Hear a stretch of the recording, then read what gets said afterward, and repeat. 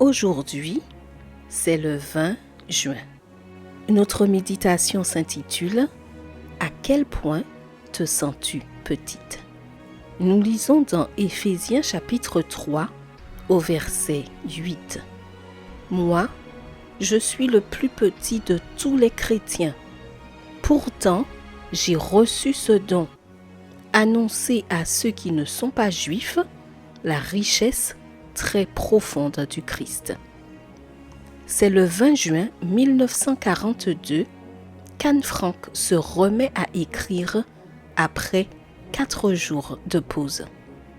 C'est pour moi une sensation bien singulière que d'exprimer mes pensées, non seulement parce que je n'ai encore jamais écrit, mais parce qu'il me semble que, plus tard, ni moi, ni qui que ce soit d'autre ne s'intéressera aux confidences d'une écolière de 13 ans. Les modèles projetés par la publicité font croire aux jeunes filles et aux jeunes femmes que les normes de la femme idéale sont inaccessibles. Pour être quelqu'un, semble-t-il dire, il faut être grande et importante, avoir des mensurations précises et porter des vêtements de marque inabordables. Mais ces idées sont très éloignées de la réalité. Malheureusement, leur impact négatif s'est répercuté sur de nombreuses femmes.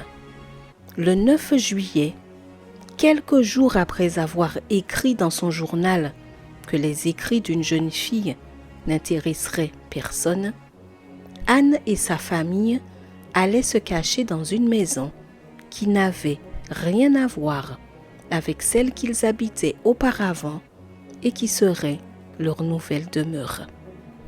Ce n'étaient pas des circonstances très favorables pour une jeune fille, mais son esprit rêveur, son goût pour l'histoire et l'écriture et son infatigable volonté de vivre ont rendu ces journées de clandestinité moins pénibles.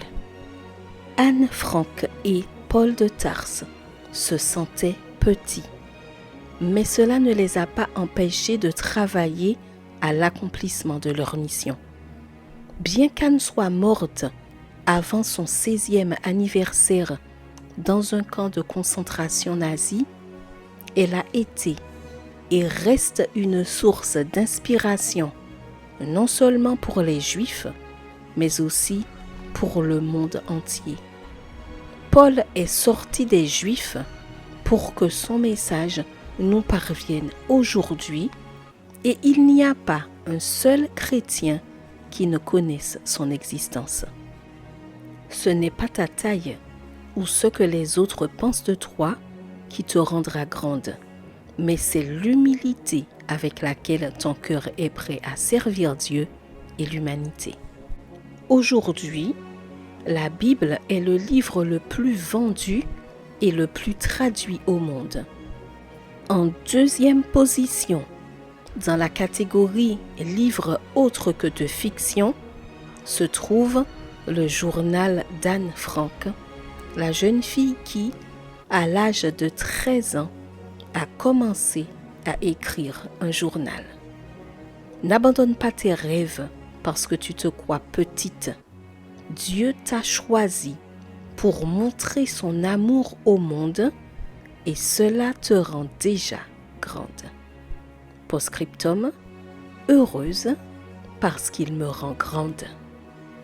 Je te souhaite une excellente journée sous le regard béni du Seigneur.